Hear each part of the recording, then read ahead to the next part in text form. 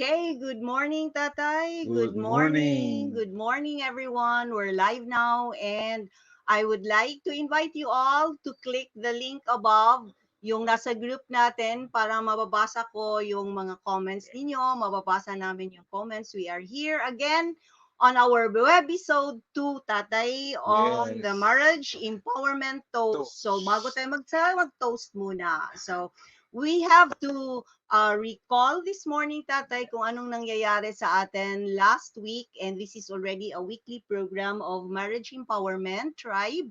And once again po, mga hindi pa nakakakilala sa amin, ako pala si Jet at siya naman si Money. Manny Elnar. So we are marriage mentors actually, and we are here to mentor you with respect to marriage.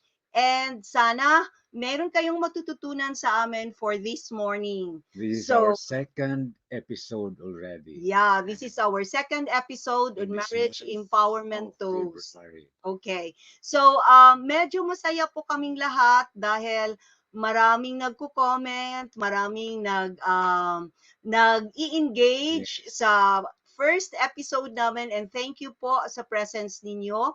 Maraming salamat po at andito kayo sa suporta ninyo with respect to Marriage Empowerment Toast. In fact, their conversation, their comments became our number one topics for our conversation daily. Right? Yeah.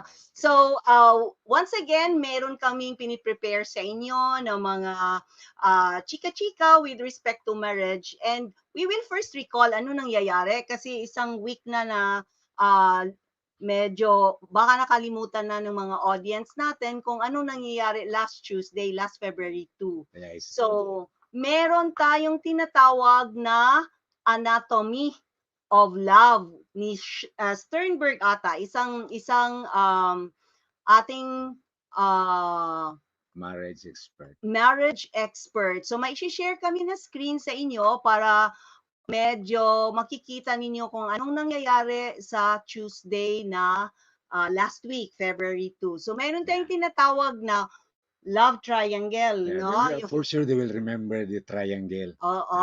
So, meron tayong tinatawag na triangular theory of love at yung tinatawag to na anatomy of love ng mga marriage experts. So, sa love pala, Tatay, nag-umpisa siya sa passion, Yes. tapos biglang lumalalim ng konti at nag-intimacy siya, Okay. at hanggang mag-decide to commit themselves, Okay. no? So, yung passion, yun yung biological component ng Physiological at saka component. physiological, yung It's naa-attract very aggressive. It's So, very aggressive. yung na-attract ka sa akin dahil sa skin, Yeah. di ba? Sensual yun, sensual. Oo. And then yung emotional component naman niya, yung intimacy. Just getting to know him or her more deeply. The key phrase, more deeply. Okay.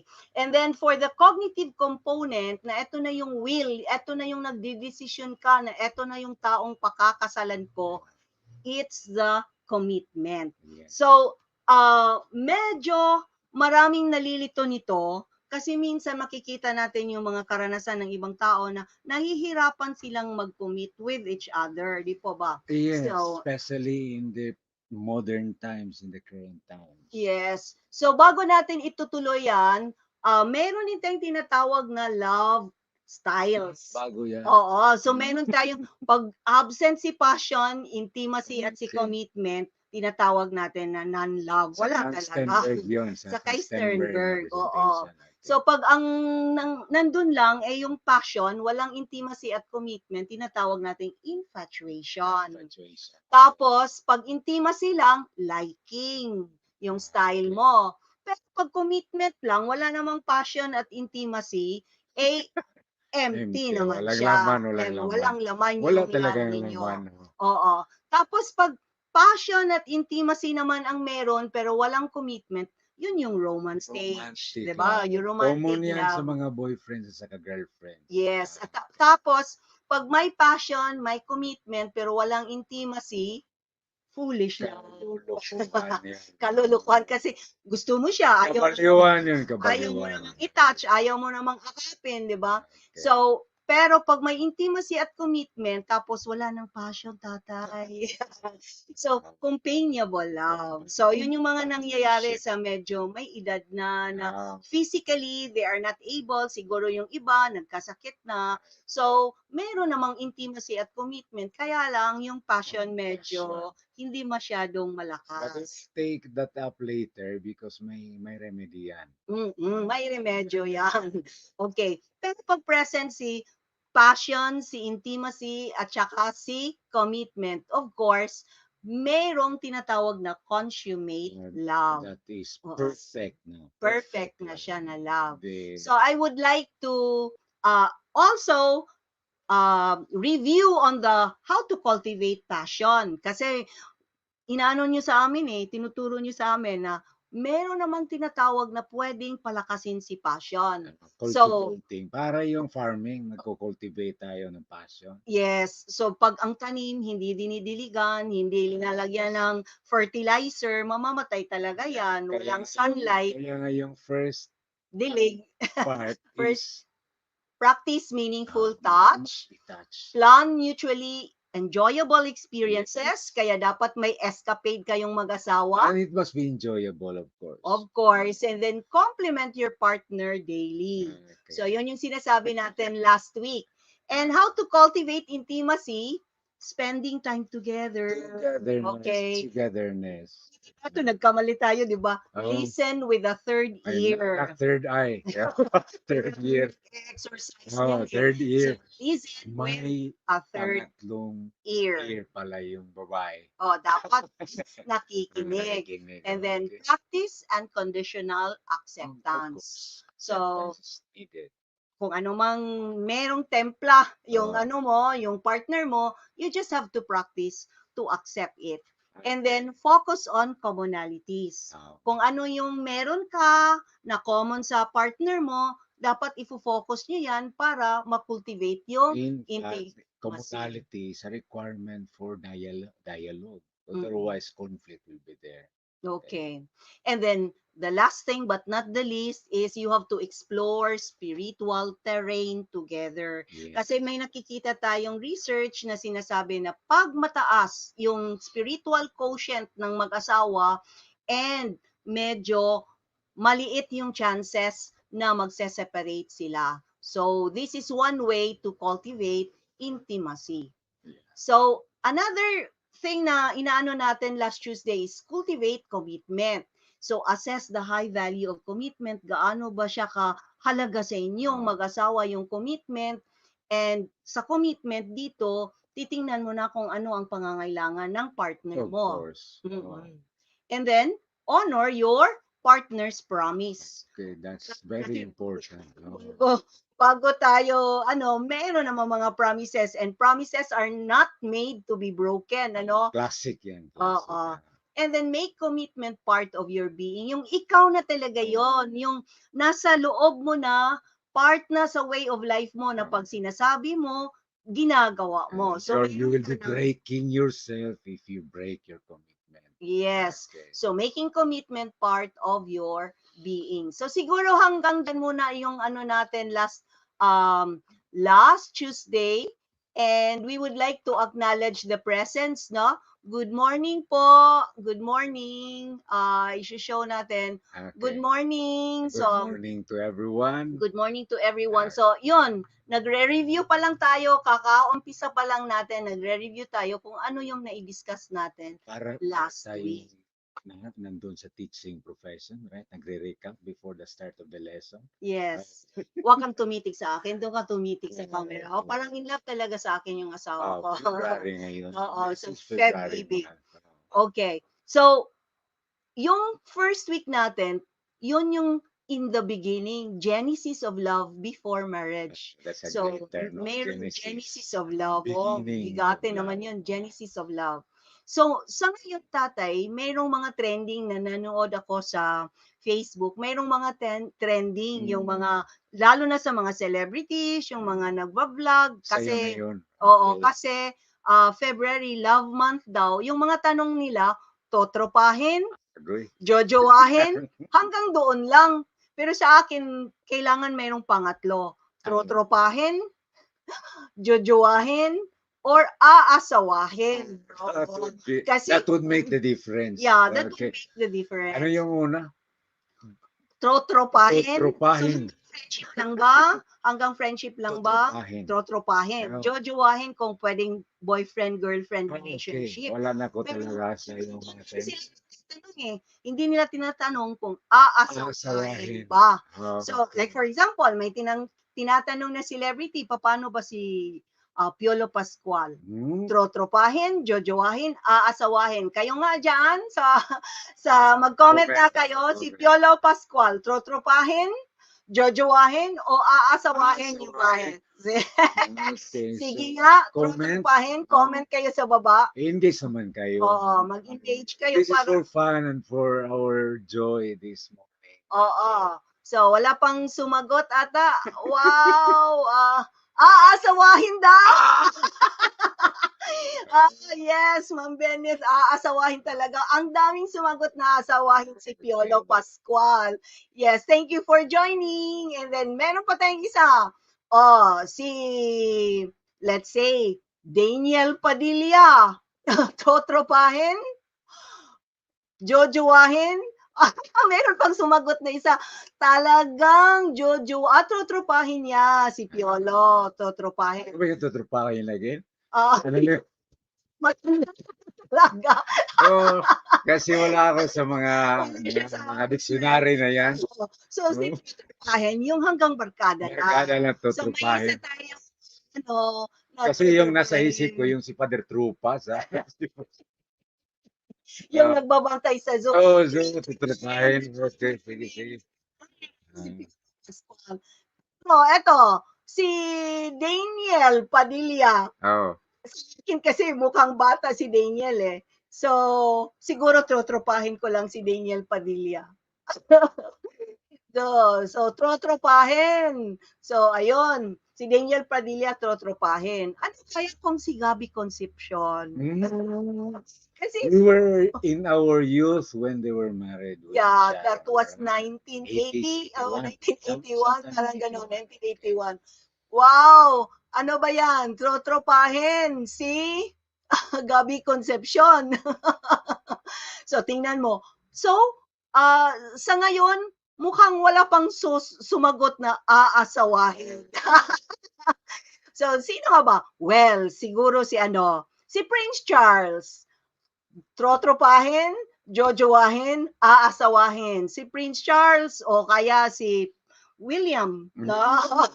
Medyo mas bata si William eh. Or si Harry. So, saan ba sa tatlong yan? Subukan nyo. So, eto, Gabi. Aasawahin niya si Gabi. Yan. For her, it's talagang asawa material. So, parang masaya yung mga audience natin na sumasagot Yeah, tatay. we're so happy for Oo. that. So, Okay. thank you for joining this particular trotropahin silang merong isa dito, trotropahin lang silang lahat kasi nga taken na ang puso ko. Oh. Yung isa naman, sabi, sawahin. Hindi, Pugi eh. trotropahin na lang daw niya Ah, kasi meron na siyang asawa eh. So, okay. ganun siya ka-loyal. Oo. So, At trotropahin saka na lang. nanonood yung asawa niya. Baka malalaman ng asawa, ganun pala Ah, pag mayroong gwapo.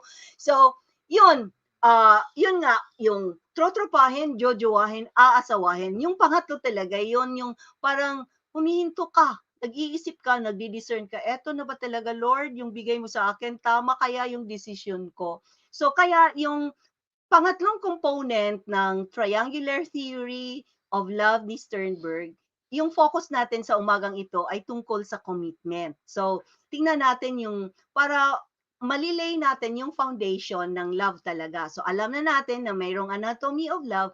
Tapos ngayon, magfo-focus tayo on commitment. Kasi mayroong tatlong sitwasyon, tatay. yeah. Oo. So, ngayon, and that's reality talaga eh. So, the first situation is yung magnobyo, they will decide na they will just live together because they are already in passion and intimacy. Intimacy. Medyo malalim na yung passion at intimacy. Pero Yes. ayaw pa nilang dun sa kasal muna and they just live together. So yung term natin yan sa relationship is cohabitation. Yes. Actually, yung tawag nila sa isa't isa is live-in partner, lip. Hindi ko agad naintindihan yun eh. Yung ginagamit nila yung lip. So, yun pala, live-in partner at Yung cohabitation. mga terms na yan, ayaw ko yan. Kasi minsan, nagde-decide sila to cohabitate. Number one reason, and that comes from a certain source, a certain expert na nagre-research on cohabitation. Minsan, yung reason nila to cohabitate or to live together is to share bills. Para naman makatipid eh. Lalo na pag medyo malayo sila sa talagang province nila, very easy sa kanila na mag-decide to share the bills. So we just live together para makatipid sa tubig, makatipid sa kuryente, Like and we will be paying a together. very practical situation there would be your bills, rental. Pag dalawa kayo and each of you will be paying the rent, that would be Divide times by two. two. But the moment you live together, nagiging isa yun. Oo. Oh, so nakatipid talaga. Nakatipid sila kasi Nakatipid talaga. 50-50 na yung Yeah. share nila. Okay. And yung iba naman naniniwala na eto yung paraan para ma-prepare nila yung sarili nila for marriage. Oo. So, live-in lang muna tayo para we try to check kung tayo na ba talaga at Okay. pag hindi naman tayo, at least madali lang mag-separate from each other. Yeah. So, So are we going to get along together? Yung mga ganun. So, kung hindi tayo nag-click, iwanan na lang. So, there is an ibang element of reasons. temporariness in Yeah, that there case. is an Okay. element na temporary lang yung Kasi relationship. testing ito. Testing. Okay. So, uh, kay Dr. Les at Leslie Parrot na isang relationship expert, At saka mentor natin. at saka mentor namin sila, si Dr. Les and Leslie Parrot. And mayroon silang tinatawag na love recipe. Yeah. Oo, 'di ba? Meron silang tinatawag na love recipe.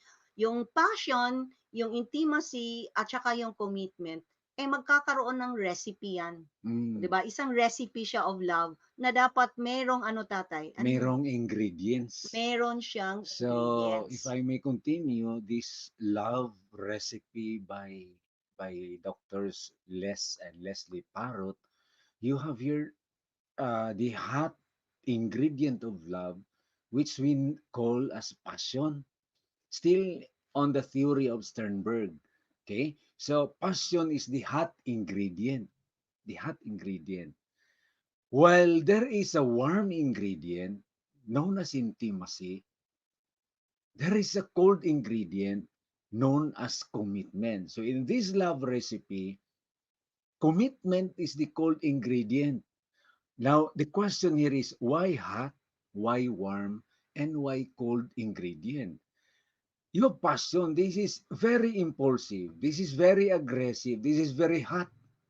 That's why uh, passion is energy, passion is refers to our impulses. This is something physiological, something biological, very aggressive, very hot.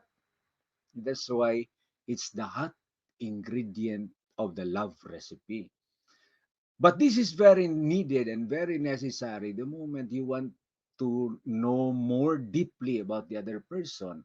Because from your impulse, you need to know the other person more deeply into intimacy. In other words, before marriage, the stepping stone for getting to know the other person more deeply is this intimacy. Yeah, I mean, is this passion. Then you go to your warm ingredient. Closeness is warmth. Ano The, naman yung commitment? yung commitment is our cold ingredient. Our cold ingredient here, this is now very important. I am establishing passion, intimacy, because these three must be coming together. And then your commitment is the only ingredient. Why? Bakit cold? Why the cold ingredient? Okay? It is the cold ingredient because it is the rational demand. Yung rational, yung thinking being natin. The rational demand, this is the rational demand to secure a relationship, to secure an intimate relationship. Because the springboard here is we are now into an intimate relationship. And this intimate relationship must be secured.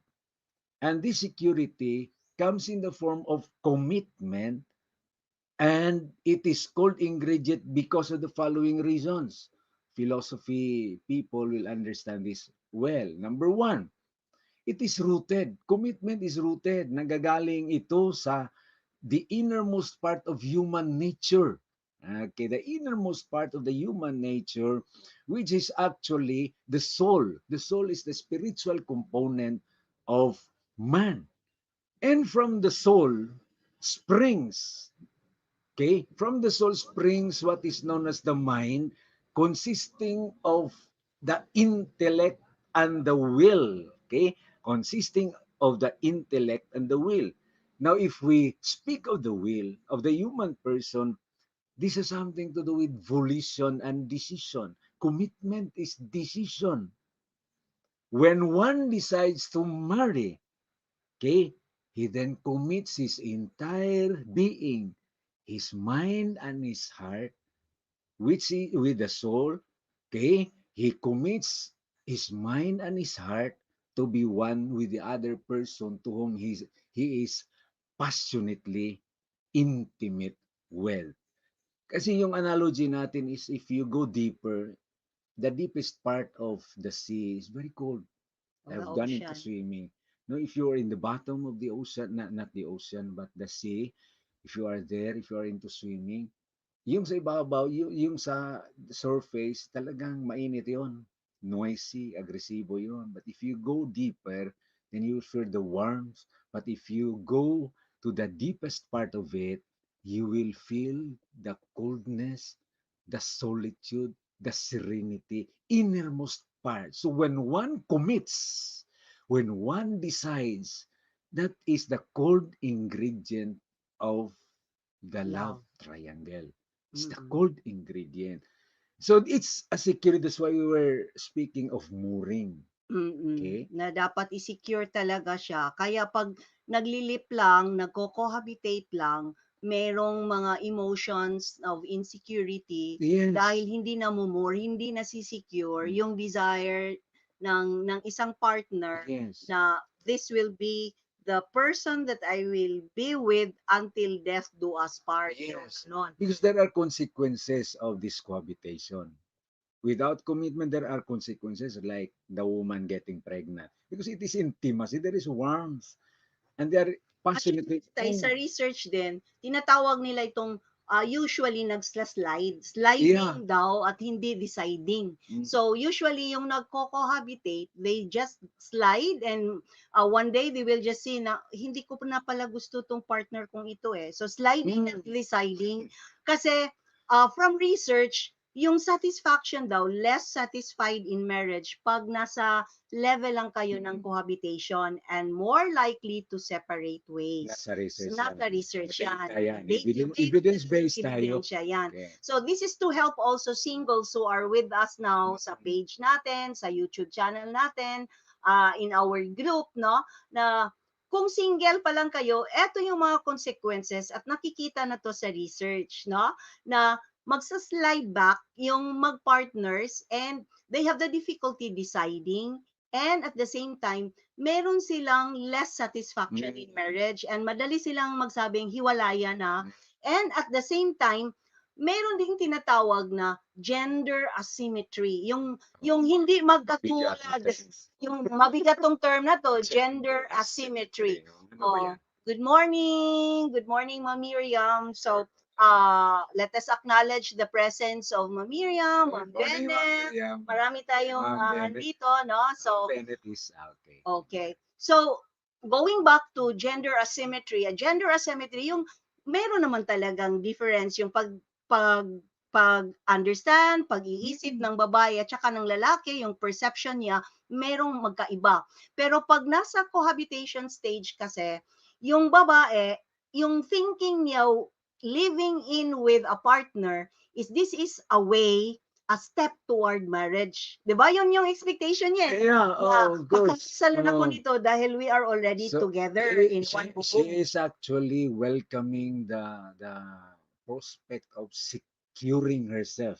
At ito naman yung Mm. nakikita sa research na sa lalaki naman yung perception niya on cohabitation and living Mm. together this is a delay for my marriage. Agoy. So, inaalam, alam Oo. ba yan sa Tagalog? Talaga marunong yung lalaki. Oo.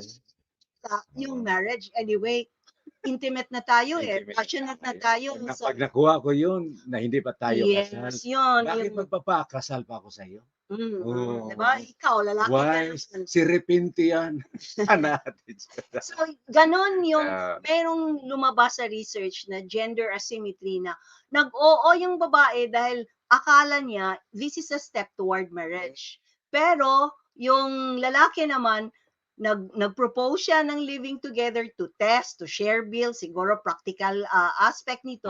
But okay. then it's also a way to delay marriage. And usually, dinidelay nila dahil daw wala pang pera, wala pang Um, budget, yung mga okay. ganun. Hanggang So, magkaanak, hanggang wala na so talaga. most So probably the magkakalimutan siya. intention of the woman is to have that idea of securing herself, and this will be the opportunity for us to prepare. But research would say, and actuality would always say, that preparations will not be there for the coming wedding Yeah, because there will be many circumstances that would intervene. The coming of a child.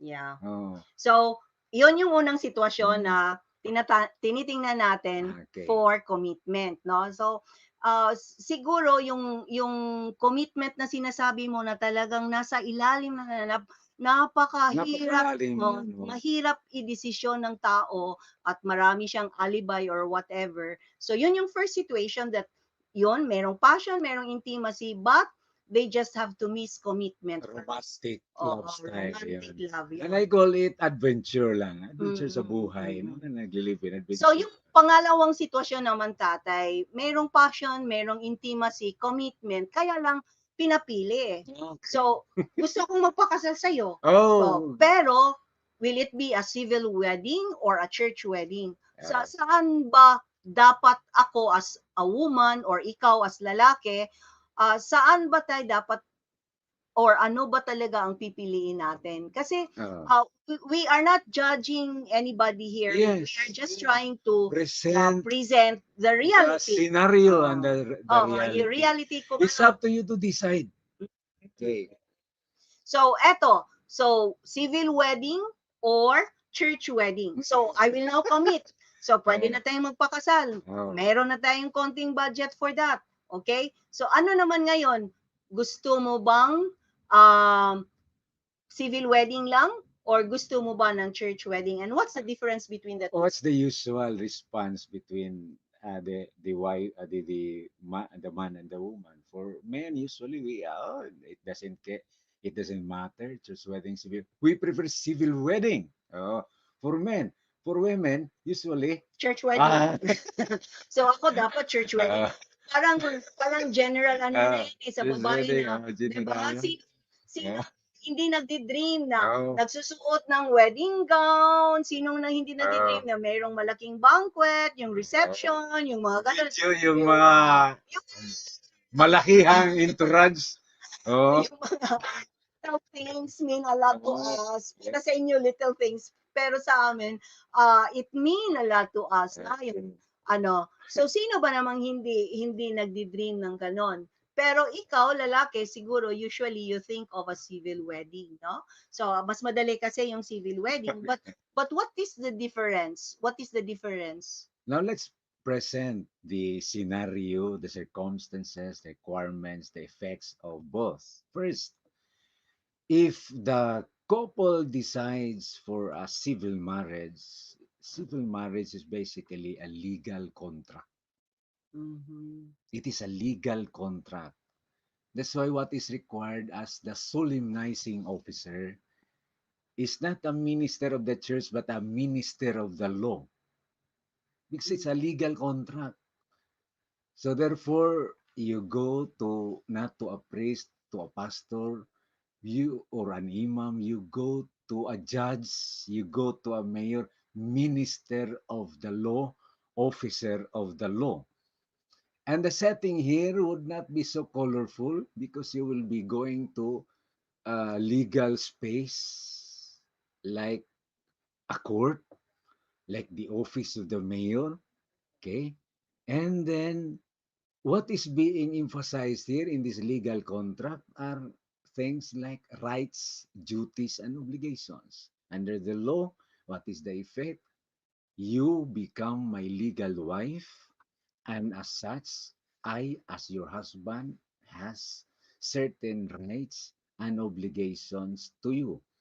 And I, as your husband, you have also your rights, duties, and obligations to me. So what happens now if any one of us violates this contract? Then that would be a ground of filing a legal case against the other. No more, no less. Okay, that's a civil marriage. And the entire legality here is governed by our civil law, specifically our Family Code of the Philippines and the Civil Code of the Philippines as in suppletory character. Our new family code specifies definition of marriage, and this is also a great innovation of our civil law. Why? In 1988, the president then promulgated this law, and it has a very comprehensive definition of marriage, which is very Catholic, which says marriage is a special contract of permanent union between a man and a woman to live together as husband and wife for the purpose of establishing conjugal and family life. Okay, that's the great innovation under our civil law, in our new So family sa code. church marriage po natin, kailangan meron namang civil, 'di ba? Ano ba yung anong difference ng church marriage sa civil marriage? It's a contract at the same time it's a covenant. Yes, yes. The good thing in church wedding is that it does not only have the legal effect, the legal contract like that of a civil wedding, but it has some bonuses.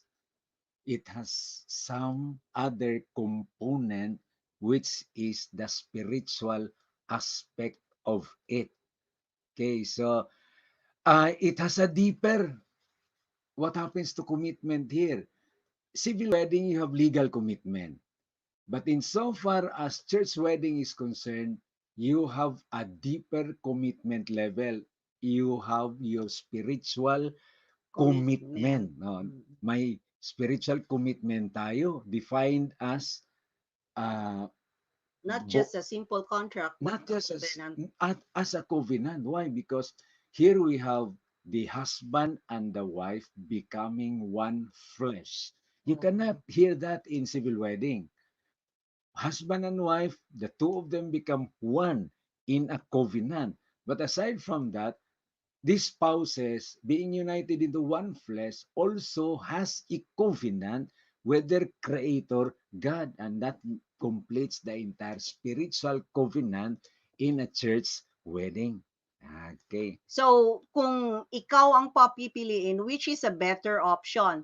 Cohabitation, civil wedding, or church wedding? Well, uh, I would prefer that wedding which has some bonuses and which is giving us more benefit than the other option.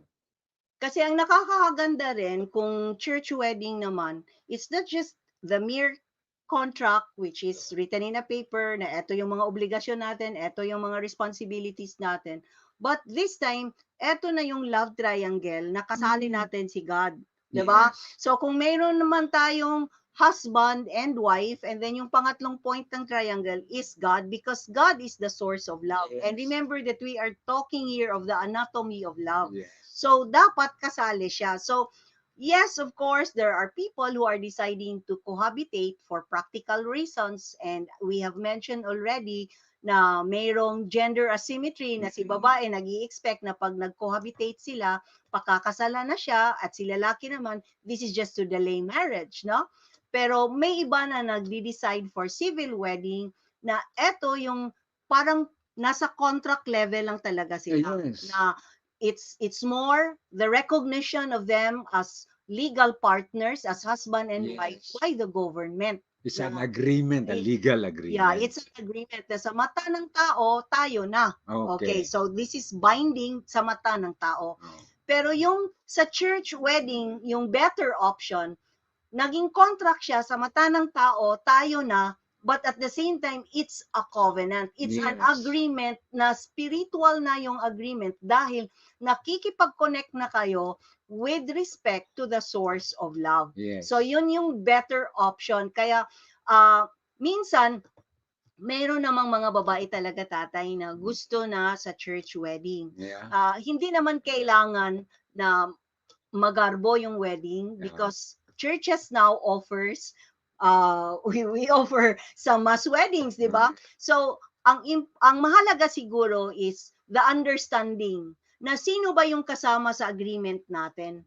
Kasi pag nag-cohabitate, yung nag-agree kayo lang dalawa eh. We share bills, we live together, we sleep together, gawa tayo ng baby, and tapos ayaw ko na sa'yo, we all agree, nga we leave each other, we Yeah. separate. So tayo lang dalawa yung agreement.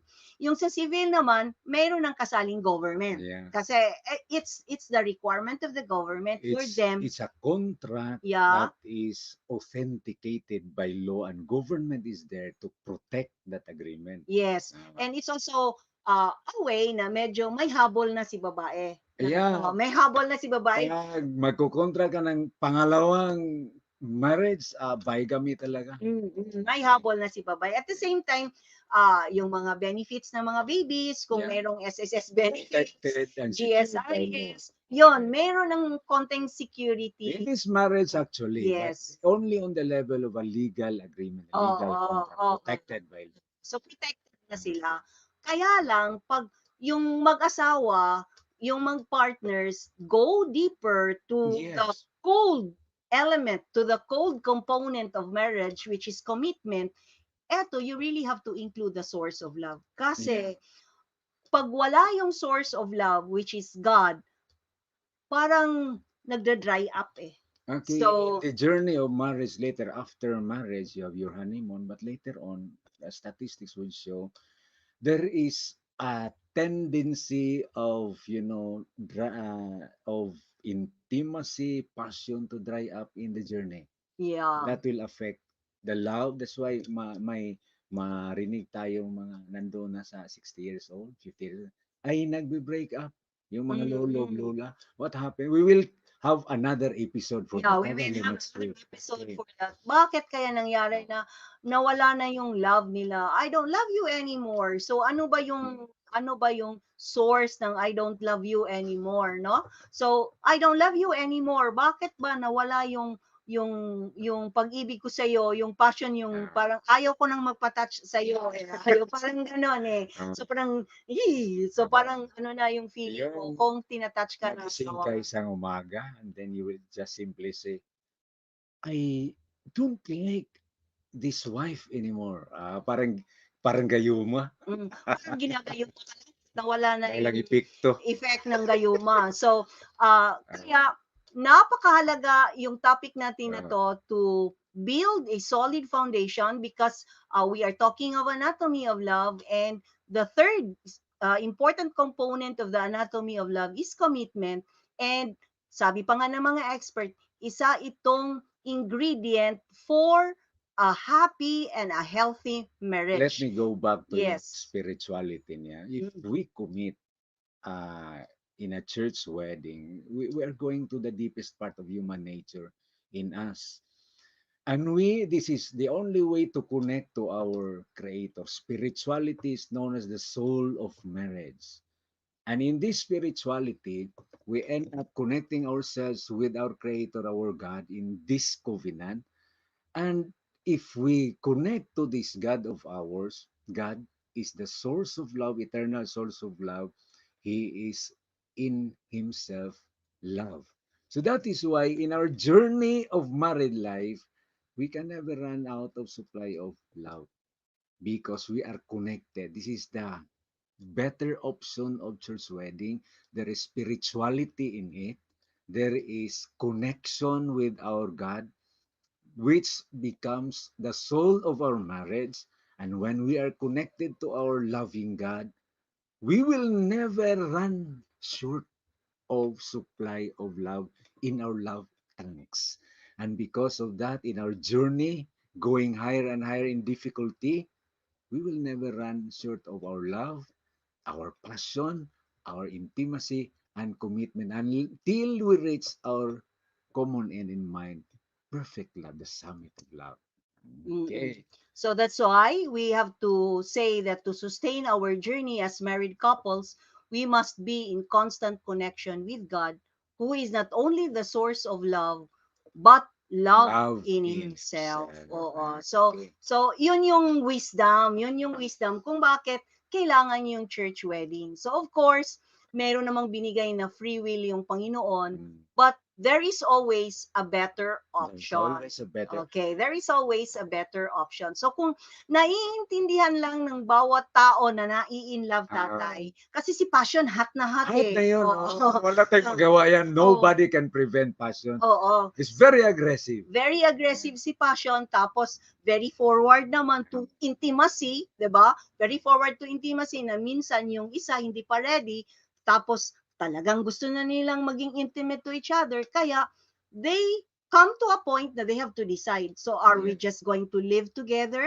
live in partners, cohabitate, or we will commit with each other pero hanggang civil wedding lang tayo, or aasawahin kita with the church wedding. Okay. So these are three options na binigay sa atin, and the better option of course is the church wedding. The church wedding. Yes. So sa ngayon siguro yung mga singles ngayon, Uh, pwede na ninyong pag-isipan uh, totropahin, jojowahin, aasawahin. No?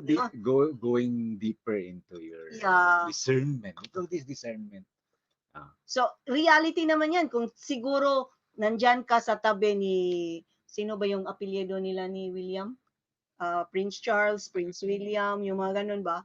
Yung mga gwapo ni na Obama, at saka ni Clinton, sino pa ba? Ding Dong Dantes. Yung nasa tabi Gabi. mo. No? Oo. I-compare ko sa tabi ko, totropahin, Uh, jojowahin, aasawahin. I will still go into aasawahin kita. I have a question. Yeah. No? I have a question. In church wedding, mag-procession na yung bride at saka groom. May na-notice ako sa bride, yung mother sa bride ay parang iiyak na mag-procession. But yung parents ng groom ay talagang mataas yung liig. Nasa tanaw sa lahat na nag-a-attend sa church Wedding. wedding. Bakit ganon? Kinakabahan. Kinakabahan yung parents ng lalaki na ko hanggang may bisita. Daming bisita. Now, of course, that is already included in the story of our love. Right? So, talagang, Takot ang mga lalaki doon. oo, kaya yun yung kinatatakutan, girls, yun yung kinatatakutan ng mga lalaki. Kung kaya, minsan, ayaw nila, they delay marriage. Yung ina, So, paiyak-iyak, ina ng siguro babae. naman, there is also a better way. There is a better way na makontrol naman ninyo yung mga ganon. So it's just a matter of communication, which is another episode. Another Yung episode. mga communication natin, yung way to talk to our husband, to the way to talk to our wives na medyo hindi tayo align minsan. So ano yung mga strategies, ano yung mga tools pwede nating gamitin as wife and as hobbies, no? So I think this will before anything else, before we recap, we make a summary. I would like to invite everyone to download your ebook. So yung hindi pa nakapag-download, download your ebook at gjetelnar.com. So the title of my book is Rescue Your Marriage Before It Starts to Crumble. So 7-step solution to rescue your marriage before it starts to crumble. So yung website po natin, gjetelnar.com, i-type nyo lang para ma-download ninyo yung free ebook natin. Saka in addition, before commitment, it's better for the couple to have an assessment. Mm-hmm. Right? Yes. To determine the level of their passion, intimacy, and commitment. Yes, yon yung wisdom ng marriage assessment na nalalaman mo. So if you are cohabitating, it's not too late. you still have the chance to have an assessment, marriage assessment ninyo kung ano na ba yung mindset Mm. ninyo mag-asawa with respect to passion, intimacy, and commitment. Malalaman yan. And then, also, for those who are in YouTube, yung mga nanonood sa atin sa YouTube ngayon, you can, of course, go to my channel or subscribe in my YouTube channel. My channel is Georgette Elnar. No? So, yung buong pangalan ko, Georgette Elnar. So, yun yung YouTube channel natin. So, to support this particular program, para marami pa po tayong ma-educate tungkol sa marriage na minsan we just decide because of passion Yeah. and we just decide because of intimacy, Yes. and in the end, yun, meron ng mga regrets, meron ng mga paghihirap sa mga dibdib na hindi na nakukuha yung expectations nila. So, try to support us by subscribing our channel. And if you are watching in our Marriage Empowerment Tribe page, you can also follow us through that particular page. So, tatlo yung ano natin, nanonood sa atin ngayon this morning, and we are happy for your presence. We have the Marriage Empowerment Tribe page, we have the YouTube channel Georgette Elnar, and we have the Yes. Marriage Empowerment Tribe group. So yung nasa group, private natin yon, tayo lang nagkita-kita niyan. So we are here to mentor you. We are here to give more information, to educate, to entertain, and to engage with you. No? So, kaya we are now on the Q&A portion. So, siguro if there are people who would like to ask questions with respect to marriage, siguro you can type your questions so that we will be able to read. Anyway, mayroon pala. Welcome, Ma'am Pinky, for joining with us. Sir Joseph, thank you for joining with us. And then Sis Jocelyn and Sis Mila, thank you for watching. And Sis Adele Toledo, thank you for watching. So ang dami pa lang nating spectators. Okay. Merong spectators, meron tayong audience. Thank you for being with us this morning. So, meron bang mga tanong with respect to the commitment in marriage? So, maybe by this time you now try to check ourselves, no? We don't blame ourselves, but we just have to check, ready na ba kayo for deeper commitment to your partner, no? And um you also have to look into kung hindi pa ready, saan ba dapat tayo mag-grow? Saan ba tayo dapat mag-flourish? Saan dapat ang i-improve natin para ma-improve yung passion natin, yung intimacy natin, at saka yung commitment natin. So always a pleasure. So we have here a comment. Always a pleasure to join your session. So it's a pleasure to join. Thank you, Sis Pinky. And then, yes, it's difficult to decide kung andyan ka sa reality na yon. Yes. It's not really that Yeah. easy to That's why decide, right? this our episode will never be judging people here. We Yeah. present the circumstances as much as possible. We give you the wisdom. Mm-mm. So our intention is to help you, to mentor you so that mapag-isip-isip nyo naman. So siguro yung mga nag-LIP pa ngayon, makikita nila yung importance pala sa church wedding na hindi lang siya contract, kundi meron din siyang added covenant, and yung covenant na yun, meron siyang bonus kasi yung covenant na yun with God is actually sanctifying them as a Yeah. couple. And No? it is So, the best source of a blessing known as love. yes. So, love is actually a blessing from the source of love. So, once again, kung wala tayong tanong, once again, while waiting for others to type their questions. So once again, we would like to invite you to subscribe our YouTube channel. Subscribe lang po, and then follow our page, Marriage. Kahit nasa group na kayo, I'm still inviting you to follow our page kasi yung algorithm ni Facebook, mas lalo niyang ipapakita sa mga tao yung video natin pag merong nagfa-follow po. And I believe na etong mga episodes namin sa Marriage Empowerment Tribe, maraming mag-partners na matutulungan. So if you are one with Yes. our advocacy, if you are one with us in helping women, in helping men make their marriage empowered, because we are here to build Yes. your purposeful, inspired, productive, and And empowered empowered married life. marriage. So we make Yeah. toast. Thank you Yeah. everyone for being with us here. Thank you, So God everyone. bless. God bless God and bless bye, po. Maraming everyone. next Tuesday na naman po. Thank you for being with February us. 16, Yes. next Bye-bye. Tuesday. God Bye. bless.